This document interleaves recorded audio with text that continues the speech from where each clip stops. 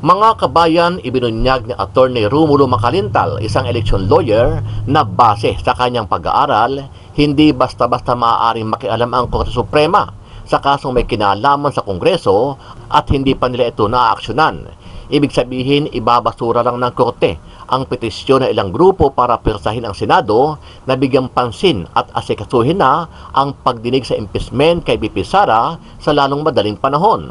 Ito ay matapos sabihin ni SP Escudero na sa July 21 pa posibleng maumpisahan ang paglilitis sa kaso ni BP Sara after pa ng eleksyon at sona ni Pangulong Bongbong Marcos Jr. Attorney, ito nga, naghain nga po ng petisyon itong si Attorney Catalino Herilio sa Korte Suprema upang manduhan po ang Korte na utusan na ang Senado na umpisahan na po itong impeachment trial. Legally speaking po, Attorney, meron po bang kapangyarihan ng Korte Suprema para bigyan ng utos ang Senado na simulan na po agad ang proseso ng impeachment?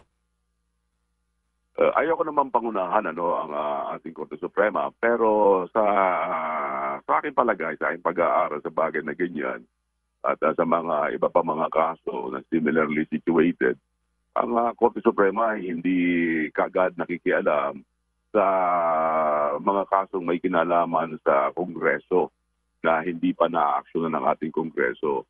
Sapagkat yung bagay na yan, yung impeachment ni Sara Duterte, yan naman ay hindi po wala pang official action ang Senado. Giit pa ni Macalintal, may separation of power ang Korte at Kongreso. Sinabi niya ito kasunod ng paghahain ng isang abogado sa Supreme Court para utusan ang Senado na simulan na ang impeachment trial dito kay Vice President Sara Duterte. Pangalawa, there is a separation of powers. Magkahiwalay, nakatungkulan, ang ating Korte Suprema ay sila ang magdedesisyon sa mga bagay na hindi maunawaan pa. Samantalang ang ating Kongreso silang gumagawa ng ating mga batas. Sa bagay na ito, ang impeachment ay within the jurisdiction ng Senado sa ngayon because it is already on trial. Kaya sa aking palagay ay hindi pangungunahan ng ating Korte Suprema. Sa isang interview ni Manong Ted Pailon sa kanyang programa, sinabi ni Macalintal na dapat maumpisahan na ngayong 19 Congress ang trial dito kay BP Sara.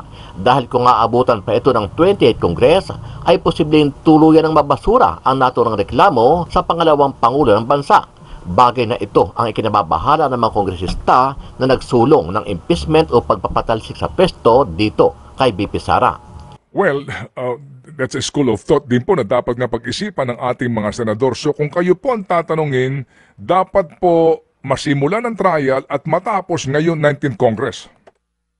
Yun ang aking palagay, sa aking palagay, base sa rules mismo ng Senado at base sa desisyon ng ating Korte Suprema. Sa Rule 44 ng Senado, dapat yan ay matapos na sa 19th Congress. At base nga doon sa desisyon ng ating Korte Suprema, hindi continuing body ang ating Senado. Okay. Pagka hindi natapos nila yan, patay na ang nasabing impeachment case. Samantala, sumulat naman si Senate Minority Leader Aquilino Coco Pimentel dito kay SP Escudero para hikayatin ang Pangulo ng Senado na umpisahan na at madaliin na ang pagdinig sa kaso nitong si BP Sara. Pero nanindigan si Escudero na after pa ng July 21, posibleng maumpisahan ang naturang pagdinig. Sa sulat ni Senador Pimentel kay Senate President Francis G. Escudero, nakasaad sa ilalim ng Article 11, Section 3, Paragraph 4 ng 1987 Constitution, mababasa ang salitang trial by the Senate shall forthwith proceed kapag inihain na ang beripikadong reklamo o resolusyon ng impeachment. Bukod sa salitang agad, ang kasing kahulugan din anya nito sa Pilipino ay madali, bigla, dagli o karakaraka. Gayon din anya ang nakasaad sa pagsasali ng konstitusyon sa wikang Filipino na dapat isunod agad ang paglilitis ng Senado. Bunsod dito, binigyan din ni Pimentel ang mandato ng saligang batas sa Senado na agad na isagawa ang impeachment case kay VP Duterte. Sa kasalukuyan, naghihintay pa ang Senado ng pagbabalik sesyon ng Kongreso upang formal na umaksyon sa articles of impeachment na ipinasa ng mababang kapulungan sa huling araw ng plenary session bago ang kanilang adjournment o recess. June 2 naman nakatakdang mag-resume ang sesyon matapos ang halos 4 na buwan na session break. Nauna na rin sinabi ni Senador Escudero na makaka-action lamang sila para sa impeachment court at impeachment trial kapag mayroon ng plenaryo. Ano ang masasabi mo dito, kabayan? Kung ikaw ang tatanungin, dapat na bang maumpisahan na sa lalong madaling panahon ang impeachment trial dito kay BP Sara Duterte? Sama-sama nating panuorin ang buong video at pakicomment nyo po ang inyong mga reaksyon at sariling opinyon. Pero bago yan, sa mga hindi pa po nakasubscribe sa ating channel na Kabayan News PH, pakipindot po ang subscribe button at pakiclick na rin ang notification bell para lagi kayong updated sa mga bagong upload natin na legit at napapanahong balita. Maraming pong salamat. Attorney, ito nga, naghain nga po ng petisyon itong si Attorney Catalino Herilio sa Korte Suprema upang manduhan po ang Korte na utusan na ang Senado na umpisahan na po itong impeachment trial. Legally speaking po, Attorney, meron po bang kapangyarihan ng Korte Suprema para bigyan ng utos ang Senado na simulan na po agad ang proseso ng impeachment? Ayoko naman pangunahan ang ating Korte Suprema, pero sa aking palagay, sa aking pag-aaral sa bagay na ganyan at sa mga iba pa mga kaso na similarly situated, ang Korte Suprema ay hindi kagad nakikialam sa mga kasong may kinalaman sa Kongreso na hindi pa na-aksyonan ng ating Kongreso. Sapagkat yung bagay na yan, yung impeachment ni Sara Duterte, yan naman ay hindi po wala pang official action ang Senado. Pangalawa, there is a separation of powers. Magkahiwalay, nakatungkulan, ang ating Korte Suprema ay sila ang magdedesisyon sa mga bagay na hindi maunawaan pa. Samantalang ang ating Kongreso silang gumagawa ng ating mga batas. Sa bagay na ito, ang impeachment ay within the jurisdiction ng Senado sa ngayon, because it is already on trial. Kaya sa aking palagay ay hindi pangungunahan ng ating Korte Suprema. Oo. Ako po, Attorney Romulo, medyo curious lang. Nabanggit nyo na po yung separation of powers, nitong mga sangay ng gobyerno natin. Meron na po ba nangyari in the past na ganitong klaseng issue na ang Korte Suprema ay direktang nag-utos sa Senado kung dapat paano i-handle ang isang kaso? Ay wala pa akong maalaala na ganyang kaso na talagang inaatasan ng ating Kongreso kung paano ang paghahawak sa isang kaso. Dahil dapat siyempre igagalang ng Korte Suprema yung kapangyarihan ng ating Senado kung paano ang gagawin nila sa isang kasong nakabimbin sa kanila. Tulad nga na aking sinabi, sa ngayon, wala namang action pa na dapat questionin ang ating Senado, wala pang official action. Okay. Magkakaroon lamang ng official action yan kung talagang magkukunbin ang Senate at gagawa sila ng kaukulang hakbang kung ano ang gagawin nila sa nasabing impeachment case laban kay Sara. Okay, sige po. So malinaw na po yun, itong binabanggit nga po ninyo na doctrine ng separation of powers. So ngayon po, attorney, ano ang mga komplikasyon nito? First of all, dapat muna kasing magsesyon ang Senado to take cognizance of the impeachment complaint sa plenaryo, di ba? And otherwise ngayon, Yes. ang record ito received lang, di ba? Wala pa po ito talaga. Oo. Okay, sige. So once ang kanilang kasing session ay June 6, no? Assume, sa mga July. pahayag po ni Ginoong Escudero, Oo. sila po ay magbabalik sesyon sa June 6 pa after election, and then sabi nga niya, baka daw po ang trial magsimula 20th Congress na.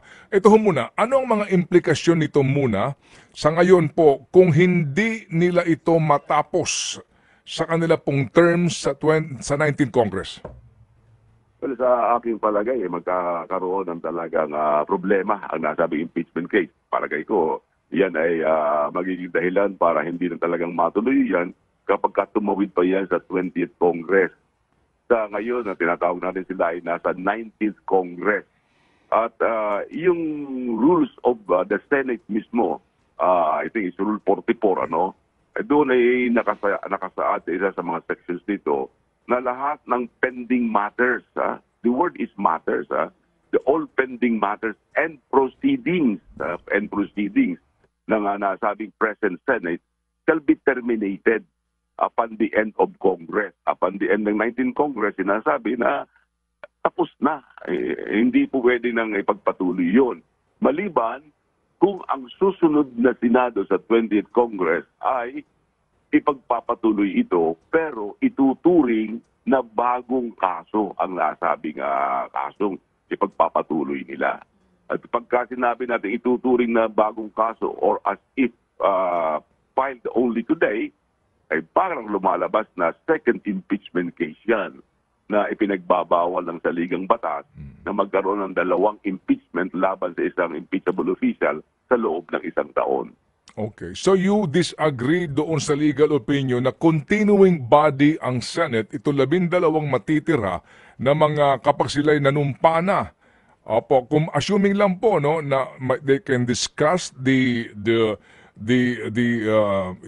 articles of impeachment on plenary at sila'y manumpa kaagad as senator judges, hindi carry over yung pagiging senator judge nila and itong first impeachment complaint na ito sa 20th Congress.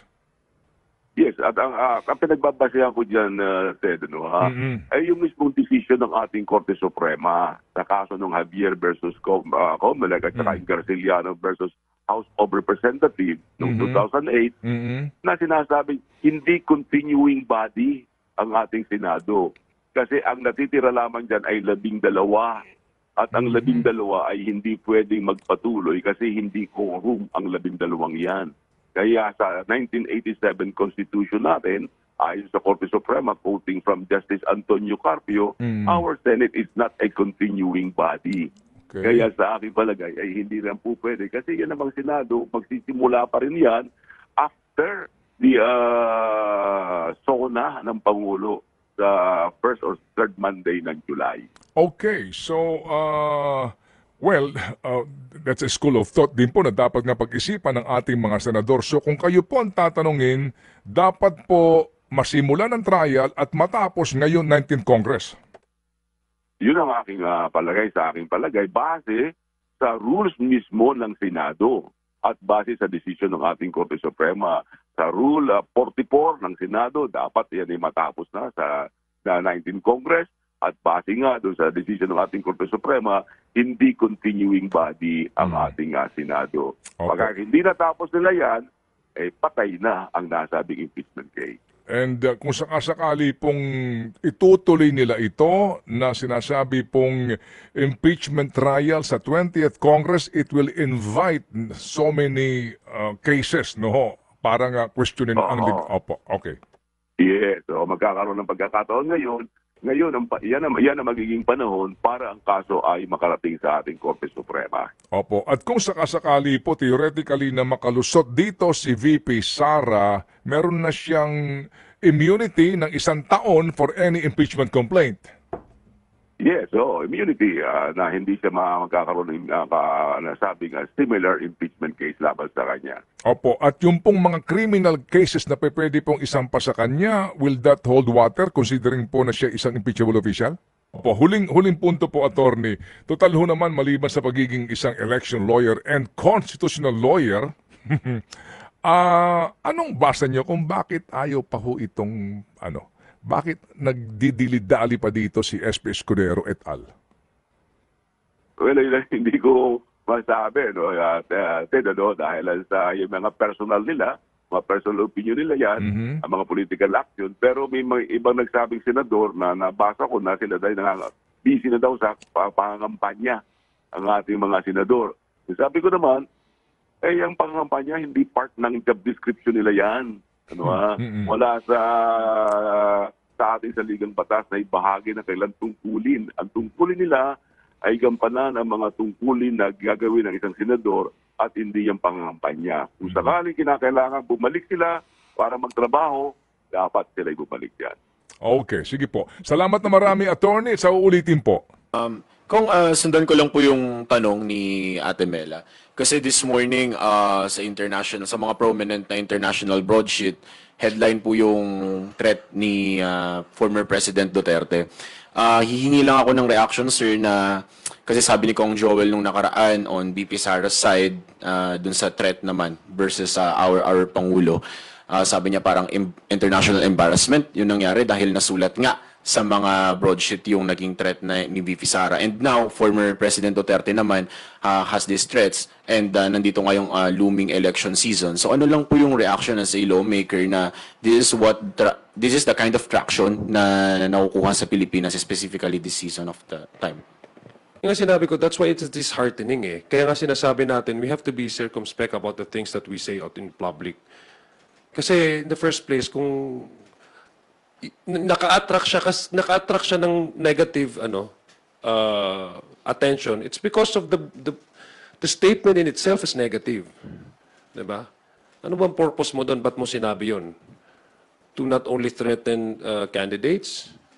Of course, we're in a generation that the information is so fast that it travels faster than the speed of light. So naturally, that would really land on print and on news, online news. So kaya sinasabi natin, sa mundong ito, hindi lang tayo ang nag-uusap-usap because of the information sharing and the globalization. One news from one certain part of the world will travel fast to another country. So I guess it's a matter of holding ourselves not only accountable to the things that we say, but we have to choose our words correctly, no? Especially if we have a certain degree of power and influence over a certain group of people. In this case, sa whatever you call it, in whatever angles you may, talagang hindi dapat po natin payagan na man-normalize yung salitang pagpatay at pagbomba. Kasi nga, hindi lang ho yan sa aking opinion. Pero even po sa ating mga polisiya, batas hindi talaga ho po. May penalty ho talaga yun. Sabi ko nga sa mga airports, if you throw a bomb joke, talagang pupusasan ka. Diba? Aarestuhin ka talaga. Kung given that weight, and speaking of accountability, purso ko lang yung angle, do you think it's high time na meron ng pag-iimbestiga na gawin in case na maulit? Kasi simula pa lang naman to, proclamation rally pa lang yon. And usually ang pattern is that kapag may nag-react, katulad nito, may statement kayo na bago, maririnig ng kabilang panig, and then of course they are free to also have their opinions back. Pero in case na ganito yung maging pattern pa rin, dapat ba mas appropriate action ba yung meron talagang cases na ma-file or maimbestigahan na yung ganitong klaseng pagbabanta? Well, if we believe in the phrase that no one is above the law, it should be applied to everyone. Diba? Kung ang ordinaryong tao, inaaresto mo dahil nag-joke lang siya ng bomba or may papatayin, I don't see any reason why it should also be applied to a certain individual simply because he is higher in stature or in influence. Thank you, Earl. Rosalie Cos from UNTV. Good morning po, Kongs. Si retired Supreme Court Associate Justice Ascuna said, election may be reasonable delay for the impeachment proceedings kasi katulad po ng impeachment na it talks about the accountability of public officials, ganun din po yung election. Pero si election lawyer Makalintal said, campaigning for the 2025 elections is not a valid reason to delay the impeachment proceedings. Kayo po bilang re-electionist and si Kong Rog po, miyembro ng House Prosecution Panel, is election a reasonable delay for the impeachment proceedings? Well, of course, those are opinions from esteemed legal luminaries and split siguro yung decision on that depending on who to ask. Pero ako personally po, I mean, the fact that I'm here, that I'm working, I'm not campaigning, I am of the opinion po na this is a constitutional duty that cannot wait. Ako po naniniwala na ang mandato po natin dito, what we are elected for, is not to run for a second campaign, but to faithfully fulfill the duties that we have sworn to uphold and to do within this term. It doesn't matter po kung kung nandito pa rin kami sa 20th Congress, sa 21st Congress, if we don't do the job in the 19th Congress. For as long as nandito po kami, we have to pursue what we are mandated to do. And I truly believe that the Constitution, ang ating saligang batas, klaro po yun. Mandato po natin ito. This is not legislative, it is constituent power. And all the more, I believe, if I'm not mistaken, the context of that, they were not even talking about the prosecutors po, no? I think the context of that was the Senate impeachment court. And it's a continuing body, and there are 12 senators who are not up for re-election. And the 12 senators that are up for re-election, I don't think all of them are for re-election naman po, no? But it's a continuing body, and they can still pursue its constituent powers if it chooses to do so. So, sorry, in a roundabout way, ang sinasabi ko lang po, I don't believe that it is sufficient reason po to delay. I think it is a constitutional mandate that has to be complied with immediately po, forthwith.